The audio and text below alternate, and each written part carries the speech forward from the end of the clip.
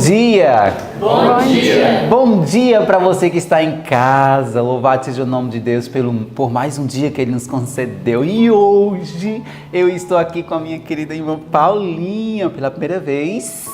Estou aqui com ela, que coisa boa, Paulinha, está na sua companhia, principalmente aqui na casa, Escola de Profeta. Bom dia, Paulinha! Bom dia, o prazer é todo meu.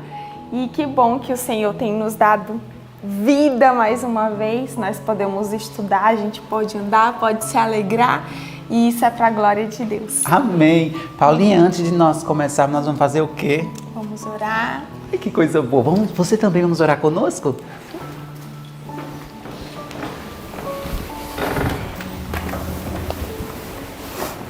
Pai querido, é com alegria que nós começamos um novo dia. Senhor, nós temos tantas bênçãos, a gente pode falar, a gente pode ler, Senhor, podemos cantar ao Senhor, e tudo isso são dádivas que vêm de Ti. Obrigada, porque mais uma vez o Senhor tem trabalhado em nossa vida e tem nos convidado, nos chamado à salvação. Receba os nossos louvores, a nossa adoração nesse momento, de um modo especial, que o Espírito Santo esteja guiando cada coração que está nos ouvindo nessa hora, que também vai cultuar o Teu nome. Que o Espírito Santo esteja fazendo uma grande obra nesse momento em nossas vidas, em nome de Jesus. Amém.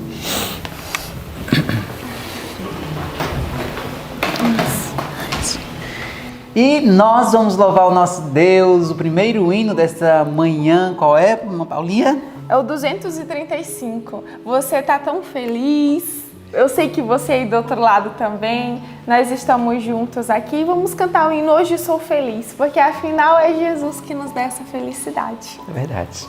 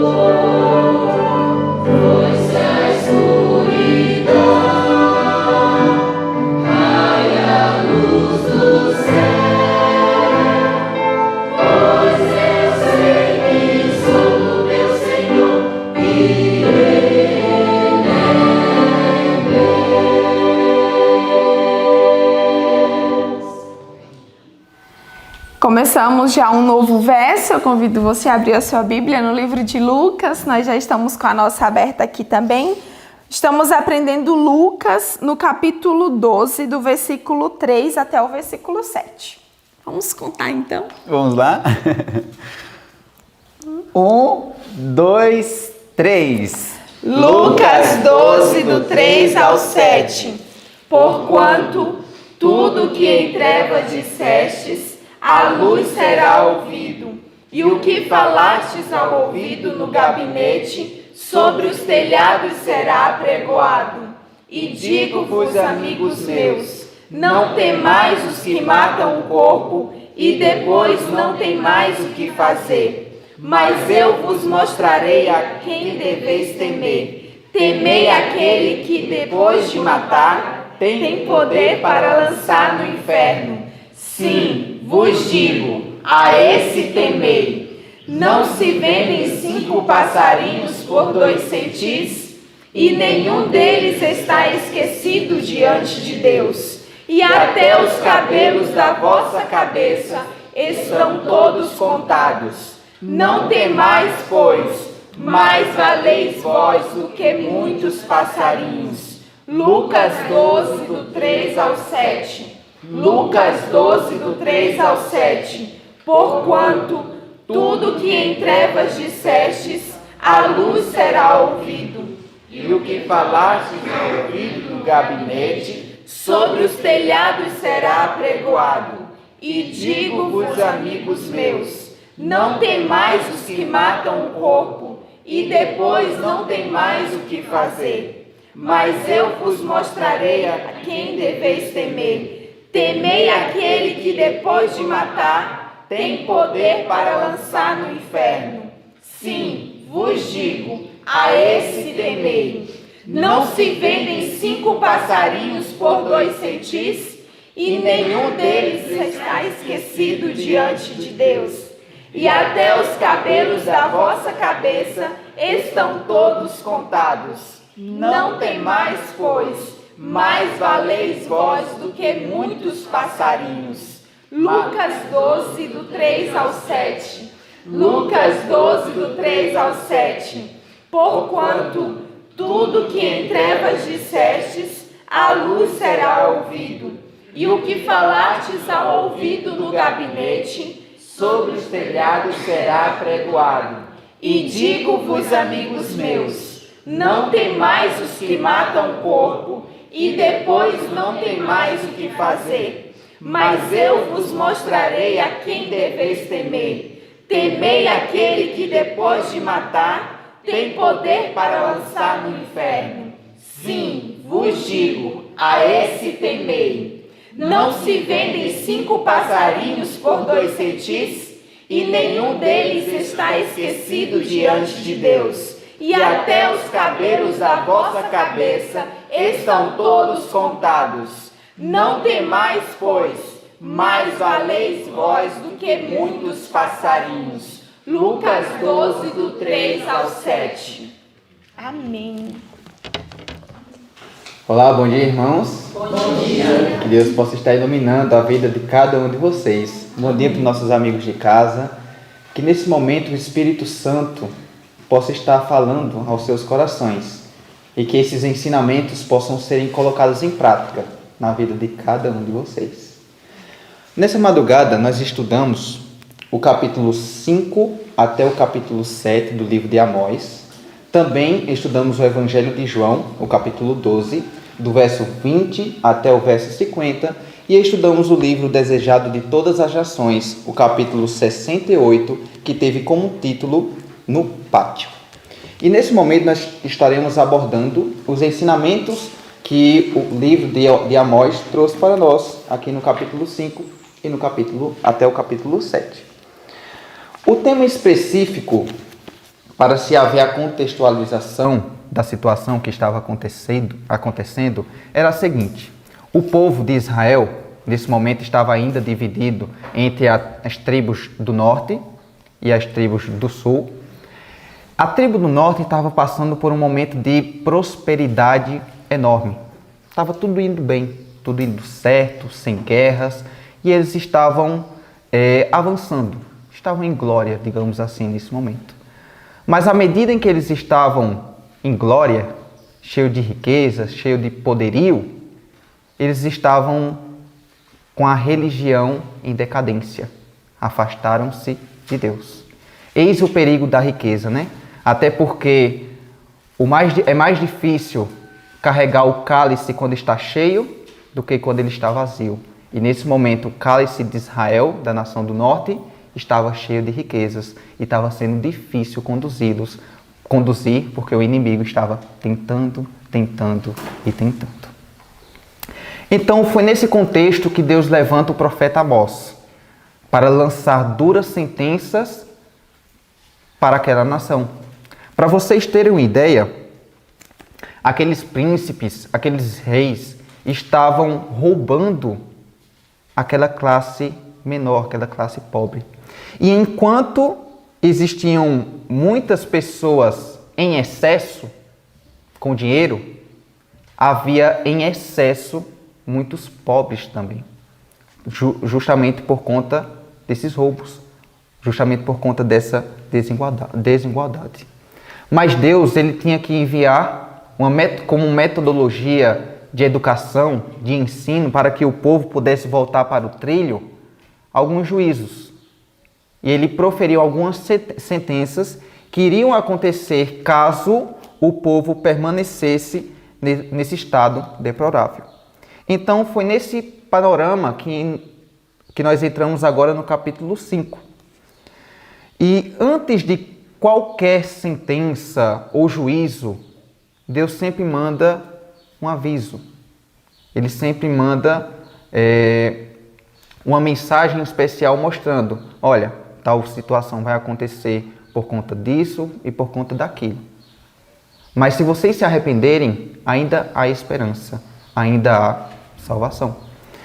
E no verso 4, o Senhor deixa claro o que o povo deveria fazer.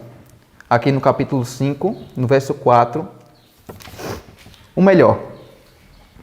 Exatamente, no verso 4 nos diz o seguinte: pois assim diz o Senhor à casa de Israel, buscai-me e vivei.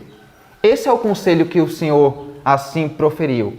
Vocês têm que me buscar. Se vocês me buscarem verdadeiramente, com certeza esses juízos serão evitados e vocês vão viver. E o Senhor continua falando o seguinte no verso 5: porém não busqueis a Betel, nem venhais a Gilgal, nem passeis a Beceba, porque Gilgal certamente será levada cativa e Betel será desfeita em nada. Essas localidades, tanto em Betel e Gilgal, eram centros, certo? Ali existiam alguns santuários religiosos, contudo, eram santuários religiosos ilegítimos. Deus disse: não busqueis essas localidades, buscai a mim e vocês vão o quê? Vocês vão viver. E quais práticas nesse momento, nessa situação, nesse período, essa nação, a nação de Israel, estava a cometer? No verso 12 nos deixa muito claro a respeito disso. Fala que as transgressões e os pecados do povo eram muito graves.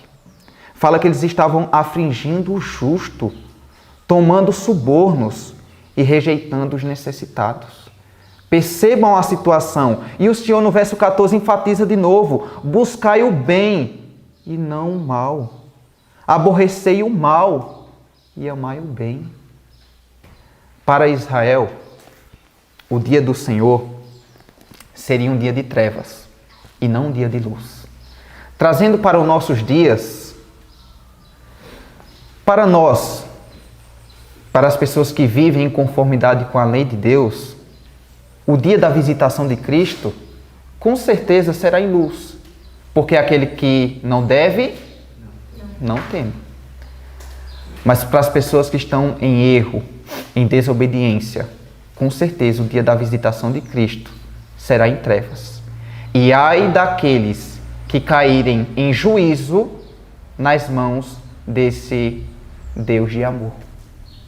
Parece contraditório? Como assim? Amor e justiça? Porque à medida que Deus realmente é amoroso, Ele é amor, mas também Ele é justo. E aí daqueles que estão em erro, abraçados com o pecado, essas pessoas, infelizmente, por conta de suas próprias escolhas, selaram o seu destino eterno. Que nós possamos fazer a escolha certa em Cristo Jesus, né? Aqui no versinho 21 até o verso 27, nos conta um relato bem preciso e duras palavras que Deus falou para o povo. Vejam o que se diz no versinho 21.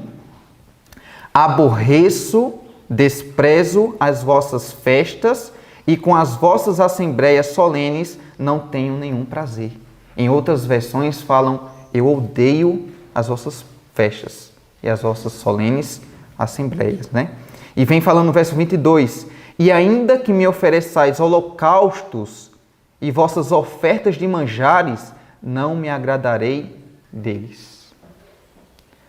O interessante é que o povo de Deus, a nação de Israel, basicamente vivia 23 horas adorando outros deuses, praticando coisas erradas, e depois queria passar pelo menos 1 hora fazendo as coisas de Deus. Será que isso era aceitável aos olhos do Senhor? Com certeza não.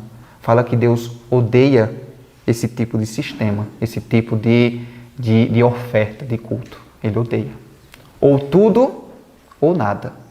Esse é o ensinamento que Deus nos traz, né? Partindo para o capítulo 6, logo no versinho 1 nos chama a atenção o seguinte fato, dizendo assim, ó.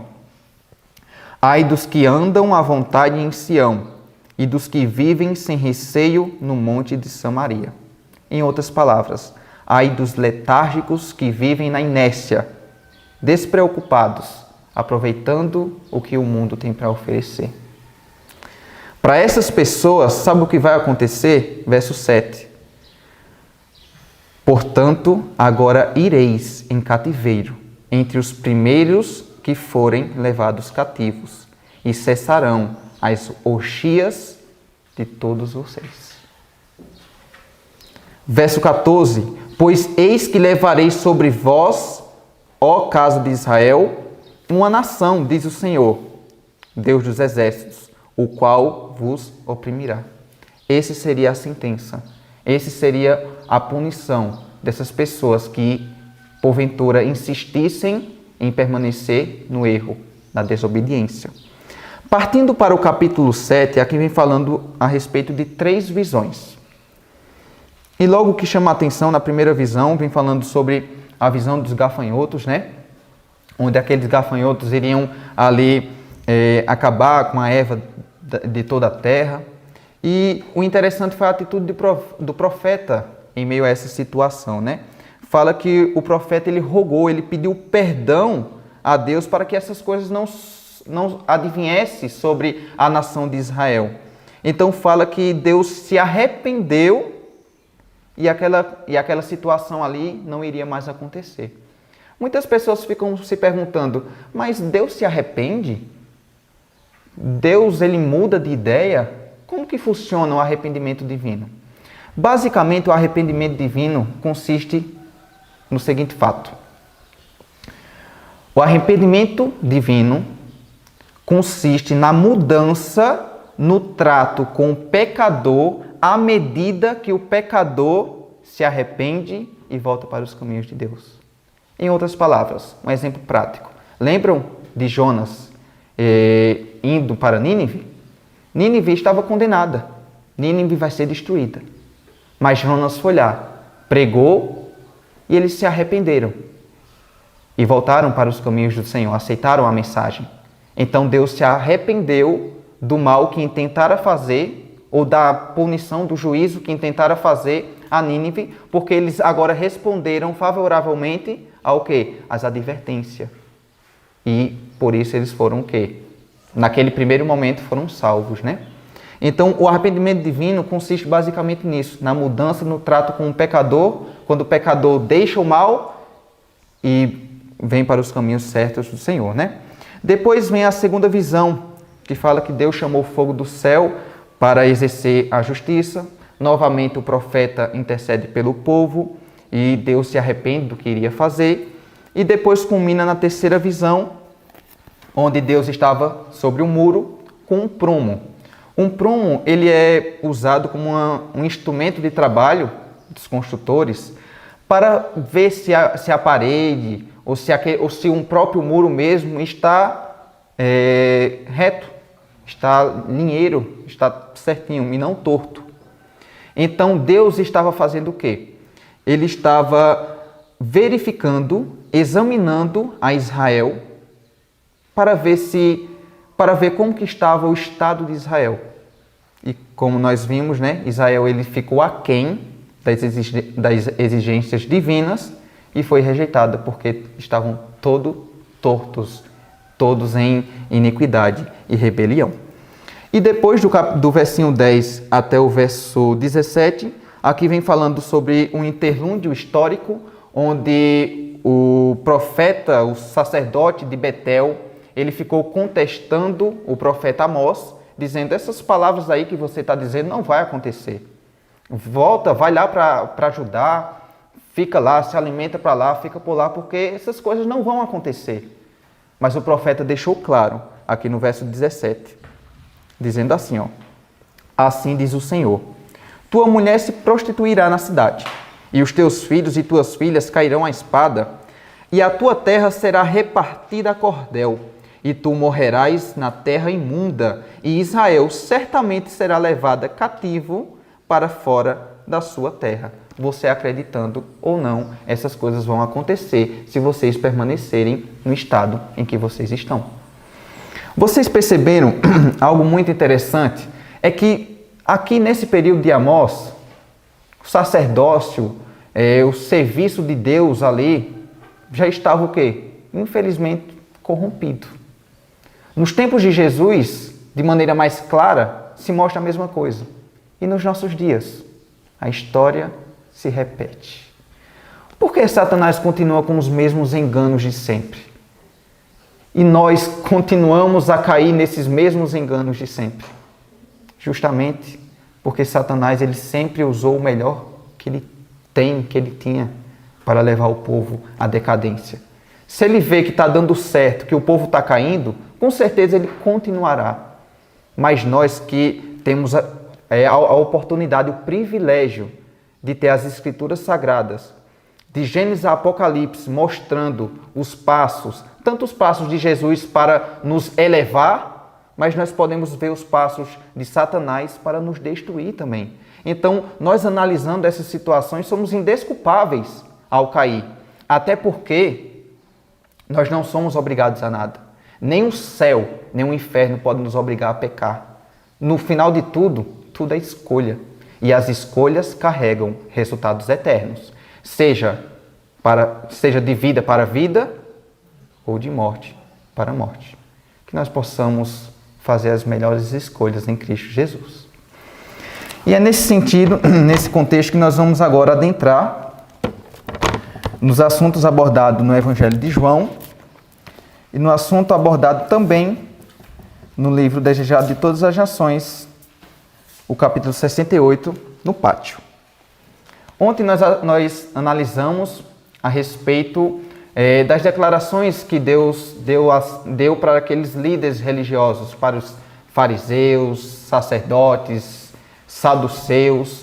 Esse grupo, que era para ser o guia da nação, acabou por ser uma pedra de tropeço para a nação outrora de Deus, a nação escolhida para serem seus representantes. Então fala, nesse contexto, que alguns gregos, eles vieram ter com Jesus. Falaram com Filipe e disseram, olha, nós queremos falar com Jesus. Esses gregos que vieram para adorar no templo, eles eram prosélitos. O que é isso?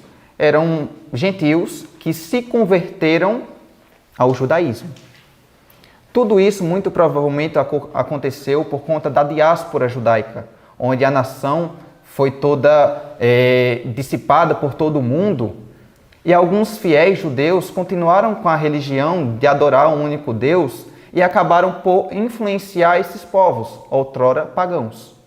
Então, alguns desses gregos, dessa classe que foram convertidas ao judaísmo, souberam do que havia acontecido.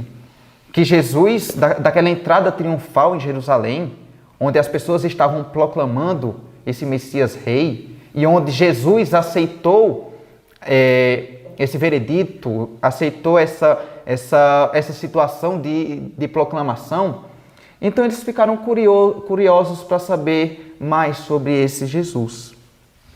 E fala que quando Jesus soube que essa classe, esses gregos, queriam ter contato com ele, queriam ver ele, fala que o semblante dele iluminou de alegria, né? Que maravilha! Ele chegou a falar a seguinte declaração, aqui em João 12, no versinho 13. No versinho 23. E diz assim, ó: é chegada a hora em que o Filho do Homem há de ser glorificado. Algo que chamou muito a atenção é que na súplica desses gregos para verem a Jesus, ele pôde contemplar um pouco do resultado do seu grande sacrifício.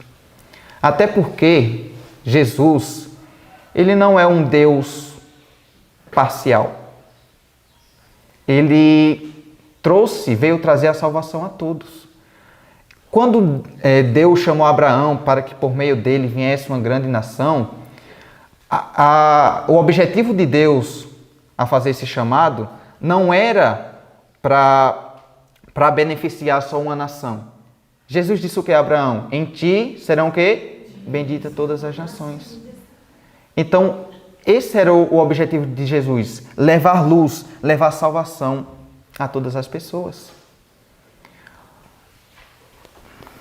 E justamente, mesmo nos dias de hoje, esse é o objetivo que nós, como servos de Deus, devemos ter também.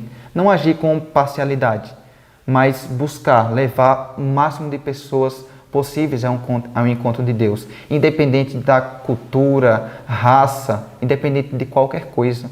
A senhora White, falando a respeito disso, ela nos diz o seguinte, ó: da Índia, da África, da China, das ilhas do mar, todos milhões de oprimidos dos países chamados cristãos, sobe para Deus o clamor do tormento humano. Esse clamor não permanecerá muito tempo sem ser atendido. Deus ouve de maneira particular a oração de cada pessoa, independente da cultura, independente de sua religião, não. Independente de sua cultura, do seu país, independente de qualquer coisa. Ele ouve as suas orações. E algo que ficou evidente também foi sobre a chegada hora da glorificação de Jesus. Jesus sabia que estava muito próximo, que ele iria padecer, morrer numa cruz para dar salvação a todos. E ele contemplou, ele viu que muitos daqueles gregos que foram ter com ele, há poucos dias depois dessa reunião, iriam, infelizmente, terem a oportunidade de ver Jesus padecendo, sofrendo em uma cruz. Esse mesmo Jesus, que outrora estava sendo proclamado rei, agora estava sofrendo opróbrio e dores em uma cruz. E por um breve espaço de tempo, Jesus olhou o futuro. Ele olhou adiante e viu que muitos daqueles que outrora rejeitaram ele iriam depois reconhecê-lo como verdadeiramente sendo o Cordeiro de Deus que tira o pecado do mundo. Ele viu nesses estrangeiros gregos as primícias do seu incessante labor. Ele viu que muitos, depois de sua morte, por meio dos discípulos, derramamento ali no Pentecoste, muitos iriam aceitarem a mensagem. Muitos iriam, esses próprios discípulos iriam colher justamente as sementes que Jesus havia plantado nesses 3 anos e meio de ministério, né? Então, isso trouxe um tipo de conforto ao coração de Jesus quando esses gregos, quando essas pessoas foram até ele, né? E algo que se torna muito evidente é que só por meio desse sacrifício é que Jesus poderia comunicar vida à humanidade. E a lei do sacrifício significa a lei da conservação da vida. Por meio do sacrifício de Jesus, foi que ele proporcionou a salvação, a vida, a restauração a todos. Porém, a lei do serviço do próprio eu é a lei da destruição de si mesmo. Vejam que palavras fortes. Até porque é de Satanás o espírito de ganhar e atrair para si. De Cristo é o espírito de dar e sacrificar-se em benefício dos outros. Algo que chamou-me muito a atenção também é o seguinte fato. Todos somos chamados, as pessoas que aceitam a Cristo, todos são chamados a carregarem a cruz de Cristo. Ou seja, abnegação. O que é abnegação? A palavra abnegação vem do latim abnegation, que significa renúncia, desistir de algo, a ação de negar sua própria vontade ou escolha. Um cristão verdadeiro, ele deve ter essas características. Mas apesar das dores de carregar a cruz de Cristo, vejam o que se diz aqui num parágrafo que começa: se alguém me serve, no meio dele nos diz o seguinte: todos quantos carregam com Cristo a cruz do sacrifício, partilharão com ele de sua glória. Vejam que bênção, que maravilha, né? E algo que me chama muito a atenção também é sobre o investimento. O que é uma pessoa? Como que ocorre um investimento mundano hoje em dia? Muitas pessoas, elas investem em algo pensando no futuro o quê? Retorno. E esse retorno será o quê? De maneira ampliada. Você investiu para receber de maneira ampliada. Um bom investidor, ele é guiado pelas estatísticas, pela lógica, pela razão. Mas Jesus era guiado pelo quê? Pelo amor. Enquanto os investidores mundanos buscam receber o lucro por meio daquele investimento inicial, qual foi o lucro que Jesus ganhou investindo na humanidade? Morte, uma cruz. Então vocês percebem a diferença? De acordo com a ideologia mundana, Jesus seria verdadeiramente um péssimo investidor.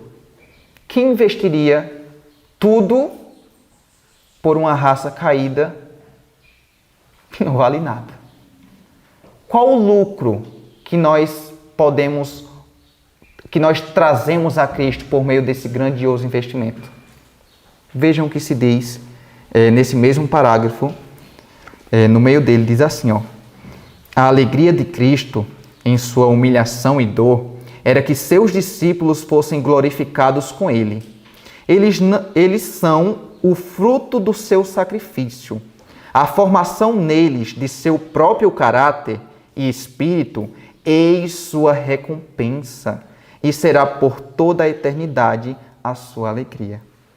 Esta alegria eles, os discípulos, partilharão com ele, ao ser visto em outros corações e outras vidas o fruto de seus labores e sacrifícios. São co-obreiros de Cristo, e o Pai os honrará como honra o seu Filho. Vocês percebem que privilégio? O retorno de Cristo desse investimento é justamente nós irmos para o céu e refletirmos o caráter de Cristo e passarmos a eternidade com Ele. Nós somos esse retorno do investimento. E depois veio no desenrolar dessas conversas com os gregos, aconteceu uma cena que marcou aquela situação, né? Fala que uma nuvem misteriosa, ela apareceu envolvendo Jesus em um silêncio sobre aquela situação e rompeu tudo. Contudo, o silêncio foi quebrado com as palavras de Jesus que dizia o seguinte: agora a minha alma está perturbada. E que direi eu? Pai, salva-me desta hora? Essa foi a pergunta de Jesus. Ele quebrou nesse momento, era a humanidade de Cristo com a tristeza, com a angústia da certeza que, infelizmente, quando o pecado viesse sobre ele, iria haver o quê? Uma separação dele com o Pai. Mas nesse momento, a divina submissão à vontade do Pai falou mais alto. E ele disse o seguinte: mas para isto vim esta hora. E disse: Pai, glorifica teu nome. Então, uma voz do céu, que era o próprio Deus, por meio dessa nuvem, aos ouvidos de todos falou o quê? Já o tenho glorificado, e outra vez o glorificarei. Como que já tinha glorificado?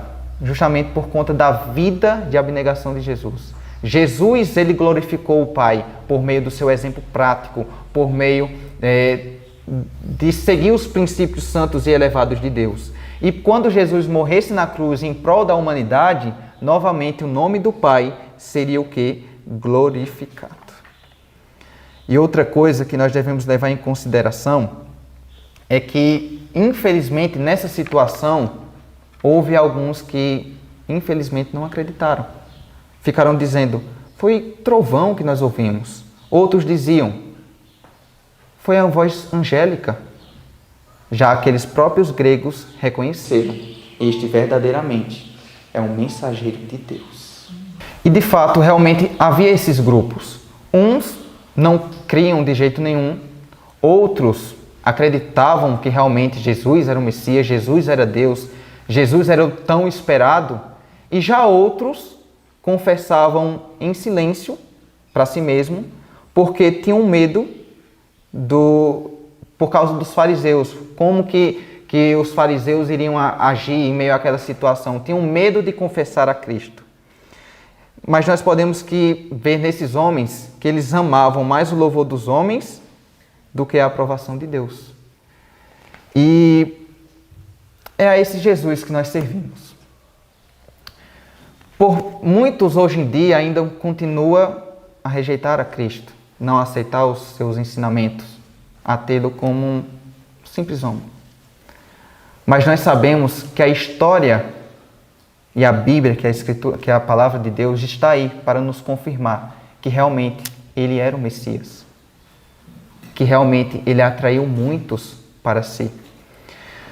Flávio Joséfo, ele foi um historiador do primeiro século.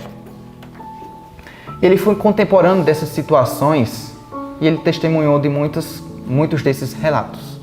E falando sobre Jesus, ele deixou escrito o seguinte: havia nesse tempo Jesus, um homem sábio, se é lícito chamá-lo de homem, porque ele foi autor de coisas admiráveis. Um professor tal que fazia os homens receberem a verdade com prazer.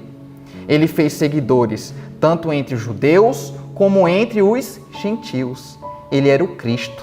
E quando Pôncio Pilatos, seguindo as sugestões dos principais entre nós, condenou-o à cruz, os que amaram no princípio não o esqueceram, porque ele apareceu a eles vivo novamente no terceiro dia, como os divinos profetas tinham previstos, estas e milhares de outras coisas maravilhosas a respeito dele. E a tribo dos cristãos, assim chamados por causa dele, não está extinta até os dias de hoje. A história está aí para nos confirmar e realmente notarmos o quanto esse Messias, o quanto esse Jesus, ele causou essa revolução, causou essa aproximação para todos. E naquele momento, acaba-se o ministério público de Jesus. Agora, Jesus, ele tinha feito o que podia ter feito. Anunciou, viveu o que pregava, refletiu verdadeiramente o caráter de Cristo.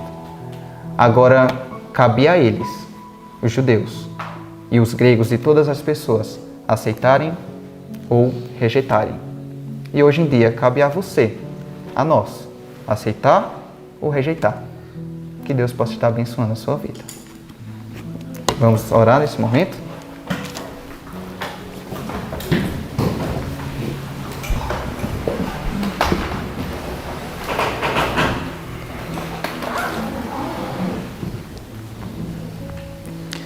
Santo e amado Pai, poderoso Senhor, muito obrigado, meu Pai, por esses preciosos ensinamentos que o Senhor assim nos concedeu.